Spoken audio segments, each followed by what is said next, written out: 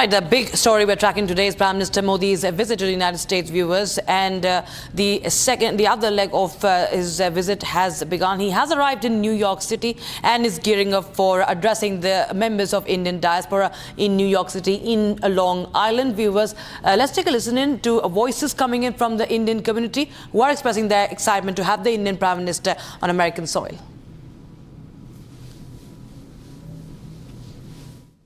We are here to welcome our own Shri Narendra Modi ji. We all are super excited, very excited to see him and meet him personally, greet him personally. Bharat Mata ki jai. बहुत ही excited हूँ, पहली बार उनसे मिलने के लिए आ रहा हूँ और मतलब मैं बता नहीं सकता कि इतना गर्व फील हो रहा है मुझे कि आई कैन एटलीस्ट उनको देख सकता हूँ यहाँ पे सबके सामने, तो बहुत ही like overwhelming. I cannot even speak like what I can say. We are so proud that we have this kind of hard-working Prime Minister, and we are very excited to see him. Vande Mataram, Bharat Mata ki. We are very proud. All the NRI's diaspora is very proud of our Prime Minister Narendra Modi ji. Today he had a great opportunity to sit down on the Quad Summit, and the way he presented the country on those four countries, we are very proud of, and he's our hero, he's our guru, he's our mentor. Narendra Modi. All right, communication strategist Arnab Mittal joins us on the broadcast on Republic TV. Thank you so much, Mr. Mittal, for joining us here. And viewers, of course, remember the New York City diaspora event is all set to take place in midnight, around after 9:30. But you know, Anang, this is something that we see every time the Prime Minister visits any country. He makes it a point to connect with the Indian diaspora, and his opening remarks when he landed yesterday were very important when he said that Indians are standing out, that they have made significant contributions and they are a step ahead now, and they have made some important contributions to society and they are standing apart now. How do you see the way he has been communicating here, his bonhomie with President Joe Biden, who is, of course, the outgoing president, but in the run-up to the elections, of course, this becomes very significant for America also. Hi, yeah, thank you for having me. You know, I think Prime Minister Modi always brings that personal touch wherever he goes. I've seen him when he arrived in 2014, 2016, 2019, and then last year as well for the state dinner.